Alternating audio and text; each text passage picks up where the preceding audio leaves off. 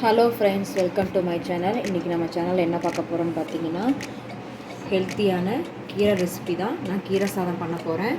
இது என்ன கீரைன்னு பார்த்தீங்கன்னா, இங்கே சவுதி அரேபியாவில் இந்த கீரை கிடைக்கிது. ஏஷியன் மார்க்கெட் சொன்னால அந்த மார்க்கெட்டில் வாங்கிட்டு வந்திருக்கேன். இது வந்து சிறுகீரை. நான் ஒரு கட்டு நல்லா வாஷ் பண்ணி எடுத்து வச்சுருக்கேன். இதை நம்ம இப்போது வேக வைக்க போகிறோம். வேக வச்சு இது மிக்சியில் அரைச்சிட்டு நம்ம எப்படி கீரை சாதம் பண்ணுறதுன்னு பார்க்கலாம்.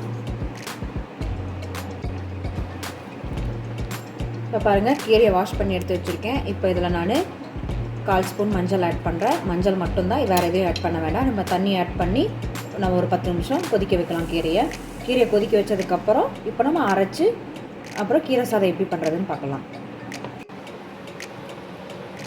பாருங்கள், நான் தண்ணி ஆட் பண்ணிட்டேன். தண்ணி வந்து ரொம்ப அதிகம் ஆட் பண்ணல நான். ஏன்னா ரொம்ப தண்ணி ஆட் பண்ணால் அரைக்கும் போது ரொம்ப தண்ணி மாதிரி போயிடும். அதனால் கொஞ்சமாக தான் தண்ணி ஆட் பண்ணியிருக்கேன். இப்போ மஞ்சளும் தண்ணி மட்டும்தான் ஆட் பண்ணியிருக்கேன். ஒரு 10 நிமிஷம் கொதிச்சதுக்கப்புறம் இதை நம்ம அரைக்கலாம். இப்போ பாருங்கள், கீரையை வேக வச்சுருக்கேன். கீரைக்கு அரைக்கிறதுக்கு தேவையான பொருள்னு பாருங்கள். 1 ஸ்பூன் குருமிளகு எடுத்து வச்சுருக்கேன், 1/2 ஸ்பூன் சீரகம் எடுத்து வச்சுருக்கேன், 1/4 ஸ்பூன் பெருங்காயத்தூள் எடுத்து வச்சுருக்கேன். எங்கள் காரத்துக்கு தகுந்தாப்பில் நாங்கள் 4 பச்சை மிளகா எடுத்துருக்கோம். உங்கள் காரத்துக்கு தகுந்தாப்பில் கூடவோ குறைச்சிக்கோ செஞ்சுக்கோங்க. இது வந்து சைனா பூண்டு, அதனால் நான் 2 பூண்டு தான் எடுத்திருக்கேன். ஒரு துண்டு இஞ்சி எடுத்திருக்கேன். இதை நம்ம அரைச்சிட்டு இப்போ வேக வச்சுருக்க கீரை ஆறுனதுக்கப்புறம் இதோட ஆட் பண்ணி நம்ம பேஸ்ட் மாதிரி அரைச்சி எடுத்துக்கலாம். பாருங்கள், இந்த மசாலாலாம் இப்போ நான் எடுத்துகிட்டேன். நான் இதை ஒரு வாட்டி நான் கிரைண்ட் பண்ணி எடுத்துக்கிறேன். ஏன்னா நம்ம கீரை ஆட் பண்ணி எடுக்கும்போது இது குறப்பாக தெரியும். கொஞ்சம் இதை நம்ம அரைச்சிட்டு திரும்ப அதுக்கப்புறம் நம்ம கீரையை ஆட் பண்ணி இன்னொரு சுற்றி எடுத்துக்கலாம். இப்போ பாருங்கள், நம்ம போட்ட மசாலாலாம் அரைச்சி எடுத்துட்டேன். இந்த மாதிரி குறன்னு இருக்குது. இப்போது நான் கீரை ஆட் பண்ணிவிட்டு அரைக்க போகிறேன். பாருங்கள், வேக வச்ச கீரை இவ்வளோ தான் வந்தது. இதை நான் எடுத்து வச்சுருக்கேன். இந்த கீரையை இதோட ஆட் பண்ணிவிட்டு மிக்ஸி ஜாரில் ஆட் பண்ணிட்டு அரைச்சி பேஸ்ட் மாதிரி எடுத்துக்கலாம். இப்போ பாருங்கள், நான் கீரையை வந்து இப்போ அரைச்சி எடுத்துட்டேன். இப்போ இதுக்கு இதை தாளிச்சிடலாம். இதுக்கு தாளிக்கிறதுக்கு தேவையான பொருள் என்னென்னு பார்க்கலாம். பாருங்கள், நான்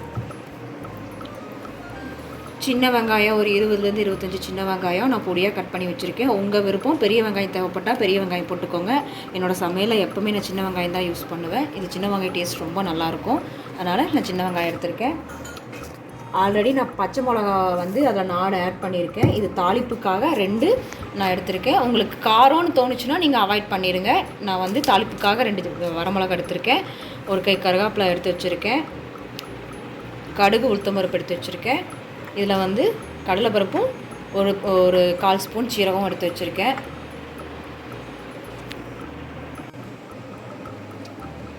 இங்கே பாருங்கள், தாளிப்புக்கு நான் தேங்காய் எண்ணெய் யூஸ் பண்ணியிருக்கேன். செக்கிலாட்டின தேங்காய் எண்ணெய். நான் மோஸ்ட்டாக தேங்காய் எண்ணெய் தான் யூஸ் பண்ணுவேன். உங்களுக்கு எந்த எண்ணெய் பிடிக்குதோ அந்த எண்ணெய் யூஸ் பண்ணிக்கோங்க. என் குழந்தைங்களுக்கு தேங்காய் எண்ணெய் செஞ்சால் ரொம்ப பிடிக்கும். நீங்கள் செக்கிலாட்டில் நல்லெண்ணெயும் யூஸ் பண்ணலாம், செக்கிலாட்டில் கடலெண்ணையும் யூஸ் பண்ணலாம். உங்கள் விருப்பம் தான். நான் இன்றைக்கி தேங்காய் எண்ணெய் தான் யூஸ் பண்ண போகிறேன். எண்ணெய் இப்போ சூடாயிடுச்சு. நான் வந்து 3லேருந்து 4 ஸ்பூன் எண்ணெய் விட்டுருக்கேன், தேங்காய் எண்ணெய். இப்போ எண்ணெய் சூடாயிடுச்சு. இப்போது கடுகு உளுந்தம்பருப்பு ஆட் பண்ணிக்கலாம்.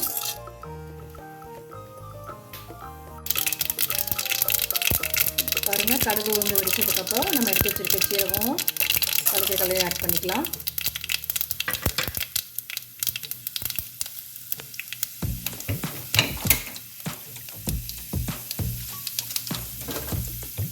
வெங்காயமும் கருவேப்பிலையும் ஆட் பண்ணிக்கலாம்.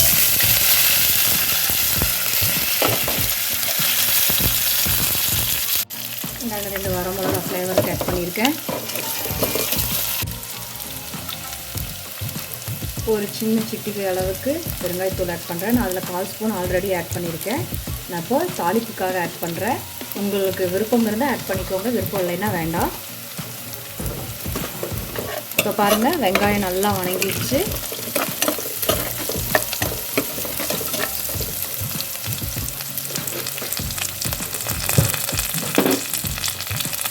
இப்போ நம்ம அரைச்சி வச்சுருக்கேன் இந்த கீரை இதை ஊற்றிக்கலாம்.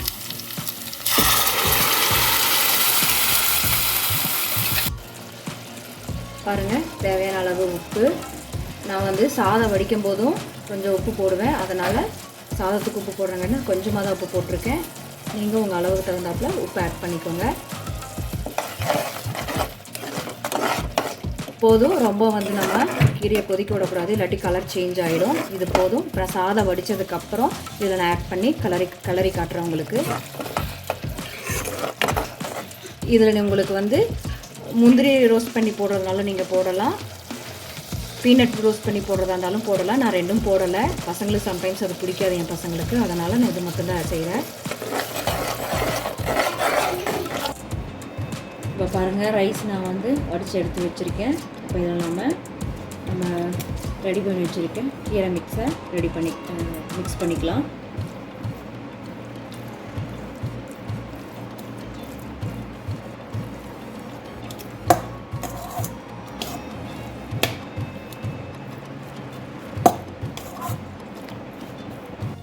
இப்போ பாருங்கள், டேஸ்டான சிறுகீரை சாதம் ரெடி ஆகிடுச்சு. கீரை வந்து வீக்லி 2 டைம்ஸ் எடுத்துக்கிறது உடம்புக்கு ரொம்ப நல்லது.